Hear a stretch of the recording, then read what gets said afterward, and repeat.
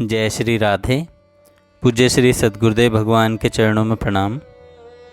यह प्रसंग गीता प्रेस कल्याण पत्रिका से लिया गया है। कलयुग में भगवान का नाम ही परम साधन है।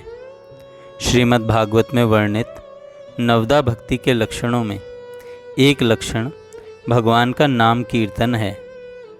भगवान के नाम, रूप, गुण और महिमा का श्रवण, कीर्तन, स्मरण तथा भगवान की पाद सेवा, पूजन और वंदन तथा दास भाव एवं सखा भाव तथा आत्मसमर्पण नवदा भक्ति है।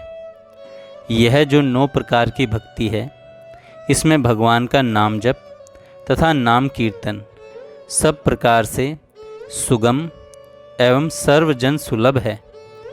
भगवान के नाम की बड़ी महिमा है। इस कुटिल कलिकाल में एकमात्र भगवान का नाम ही जीवों का सहारा है। सनक, सनंदन, नारद आदि ऋषियों ने मुक्त कंठ से नाम की महिमा गाई है। भगवान का वचन है, नाहम वसामि वैकुंठे योगी नाम हृदय न च मद्भक्ता यत्र गायन्ति तत्र तिष्ठामि नारद। भगवान का वास न तो वैकुंठ में है, न योगियों के हृदय में।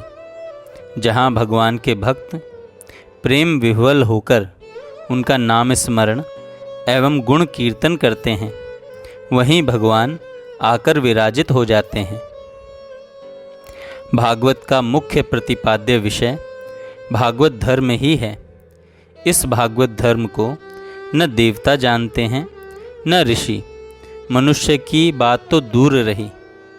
इस धर्म के मुख्य ज्ञाता ब्रह्मा, शिव, नारद, सनत कुमार, कपिल, प्रहलाद, जनक, भीष्म, शुकदेव आदि। यह परम गोपनीय विशुद्ध धर्म है। इसे जान लेने पर अमृत प्राप्त हो जाता है, अमृतत्व प्राप्त हो जाता है। भागवत के 11 स्कंद में इस भागवत धर्म की विशद व्याख्या की गई है। अज्ञानी जीवों के उद्धार के लिए भगवान ने श्रीमुख से इस धर्म का उपदेश किया है। इस धर्म का मुख्य लक्षण है भगवान के मंगलमय नाम का प्रेम पूर्वक उच्चारण, उनके गुणों का श्रवण एवं कीर्तन। भागवतकार कहते हैं, जो आँख मूंद कर भगवान का नाम जप एवं गुण कीर्तन करता है, वह न तो कल्याण मार्ग से स्खलित हो सकता है और न पतित। कथा है कि व्यास जी जब सरस्वती नदी के तट पर एकांतवास कर रहे थे, उस समय उनके मन में यह प्रश्न उठा कि ज्ञान वैराग्य धारण करने तथा अनेकानेक धर्म ग्रंथों के रचयिता होने पर भी उन्हें अपने में कुछ अपूर्णता का अनुभव क्यों हो रहा है। मन को शांति नहीं मिल रही है। इस अशांति के कारण का विश्लेषण नारद जी ने भागवत के प्रथम स्कंद में इस प्रकार किया। भगवान के निर्मल यश का गान तो व्यास जी ने किया, धर्म की व्याख्या भी की, किंतु भगवान की महिमा का कीर्तन नहीं किया। भगवत भक्ति की उसमें कमी रह गई थी। इस कमी की पूर्ति उन्होंने श्रीमद् भागवत की रचना करके की। भगवान की यह भक्ति किस प्रकार हो सकती है? भागवतकार का वचन है, दूसरे के मुख से श्रवण करके या आकस्मिक रूप में दुख पीड़ित होकर या परिहास में यदि महापापी व्यक्ति भी भगवान का नाम कीर्तन करता है, तो वह सब पापों से तत्क्षण मुक्त हो जाता है। श्रीमद् भागवत में शुकदेव जी महाराज ने परीक्षित को उपदेश देते हुए कहा, हे राजन, रोग शोक मृत्यु भय से युक्त संसार में जो जीव अभय होने की इच्छा रखता है, उसे सर्वात्म भाव से भगवान हरि के नाम, रूप, गुण, स्वरूप एवं लीला का श्रवण कीर्तन एवं स्मरण करना चाहिए। महामुनि कपिल देव जी ने कहा है, भगवान के भक्तों का संग लाभ करके भगवान के नाम रूप गुण लीला संबंधी परम आनंदमयी कथाओं का कीर्तन होता है। हृदय आनंद प्रद, श्रुति मधुर उन सब कथाओं को सुनकर एवं उनके द्वारा उपदिष्ट पथ का अनुगमन करके नित्य मुक्त स्वरूप, नित्य आनंद प्रद भगवान हरि में क्रमशः श्रद्धा, अचल विश्वास, रति एवं प्रेमा भक्ति सुदृढ़ होती है। केवल वस्तु ज्ञान लाभ करके परम तत्व भगवान को नहीं जाना जा सकता। प्रजापति ब्रह्मा जी ने श्री हरि से कहा है, हे सर्वव्यापी, जो सब साधक आपकी भक्ति न करके केवल भौतिक वस्तुओं का ज्ञानोर्जन करने में लगे रहते हैं, उनका परिश्रम उसी प्रकार व्यर्थ सिद्ध होता है जिस प्रकार भूसी को पीसकर अन्न निकालने का प्रयत्न बिना भक्ति के वास्तविक पदार्थ ज्ञान भी प्राप्त नहीं हो सकता। परम भागवत महात्मा गण ईश्वर के अनुग्रह से सहज ही तत्व ज्ञान प्राप्त कर लेते हैं। नवदा भक्ति के मूर्त रूप भरत जी थे। श्री राम कथा का श्रवण एवं उनके नाम का स्मरण करके वे अत्यंत आह्लादित हो उठते थे। हनुमान जी जब लंका विजय के पश्चात भरत जी के पास पहुंचकर उनका संदेश सुनाते हैं, तब भरत जी कहते हैं, श्री रामचंद्र जी को वन में गए हुए बहुत वर्ष बीत गए, किंतु उसके बाद आज ही अपने स्वामी का प्रीतिजनक गुण कीर्तन मैं सुन रहा हूँ। इस प्रकार जब गुह ने भरत जी को प्रणाम किया, उस समय उसने देखा कि मेघ के समान श्याम शरीर वाले, चीर वस्त्र पहने हुए तथा जटा मुकुट धारण किए हुए भरत जी श्री राम का स्मरण चिंतन एवं नाम कीर्तन कर रहे हैं।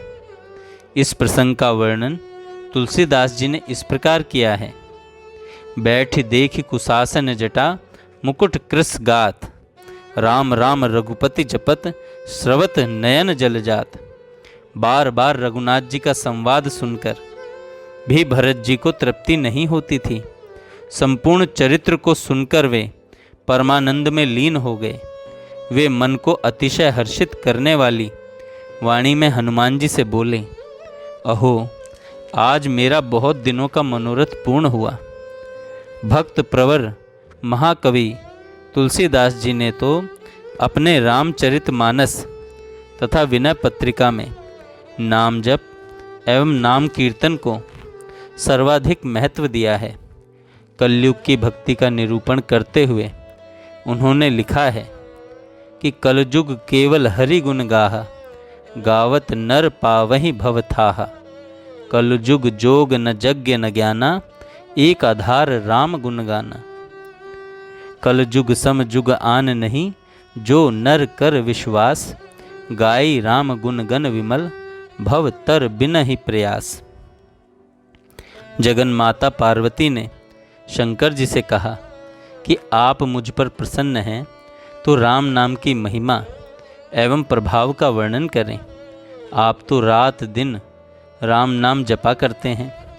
शंकर जी ने कहा, महामंत्र जेहि जपत महेशु, काशी मुक्ति हेतु उपदेशु।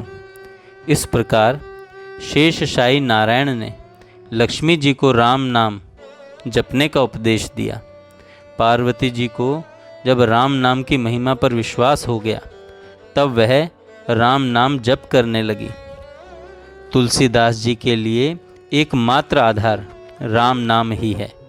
उन्होंने बार बार दोहराया है, राम के सपथ सर्वस्व मेरो राम नाम, काम धेनु काम तरु मोरे छिन छाम को। कलयुग में राम नाम के सिवा और कोई साधन नहीं है। कली न विराग जोग जग, कली न विराग जोग जाग तप त्याग रे। तुलसी जो सदा सुख चाहिए तो, रसना निसी वासर राम रटो।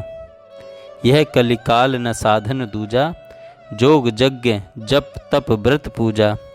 राम ही सुमरिए गाइए राम, संतत सुनी राम गुण ग्राम ही।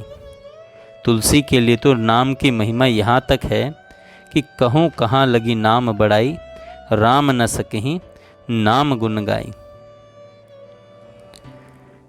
यह नाम वंदना उदार इसलिए है कि ऐसो को उदार जग माही, बिनु सेवा जो द्रवे दीन पर, राम सरिस को नाही। बिना सेवा के ही जो दीन दुखी जनों पर द्रवित हो जाएं, उससे बढ़कर उदार दूसरा कौन हो सकता है। नाम संकीर्तन योग है, योग साधना का लक्ष्य है। चित्त वृत्तियों का निरोध, मन की एकाग्रता। संगीत का प्रभाव मन पर अत्यधिक पड़ता है। केवल मनुष्य ही नहीं, पशु पक्षी भी संगीत के स्वर मधुर पर मुग्ध हो जाते हैं। इसलिए हमारे देश में संगीत को आध्यात्म साधना का एक अंग माना गया है। स्वर ताल लय युक्त भगवान के नाम का कीर्तन एवं भजन करने से स्वतः चित्त एकाग्र हो जाता है। स्वतः चित्त एकाग्र हो जाता है। अहो मनुष्य, विषय लोलुपता जैसी आश्चर्यजनक, कोई तो बोलने में समर्थ होने पर भी भगवान के नाम का उच्चारण नहीं करते। कलयुग के मनुष्यों के लिए अन्य कोई गति नहीं है। हरे नाम हरे नाम एव केवलम। अहो मनुष्य की विषय लोलुपता कैसी आश्चर्यजनक है। कोई तो बोलने में समर्थ होने पर भी भगवान के नाम का उच्चारण नहीं करते। किंतु हे जीभ, मैं तुझसे कहता हूँ, तू गोविंद दामोदर माधव इस नामामृत का ही निरंतर प्रेम पूर्वक पान करती रहे। जिह्वे पिबस्वा मृतमेत देव, गोविंद दामोदर माधवेति। जय श्री राधे।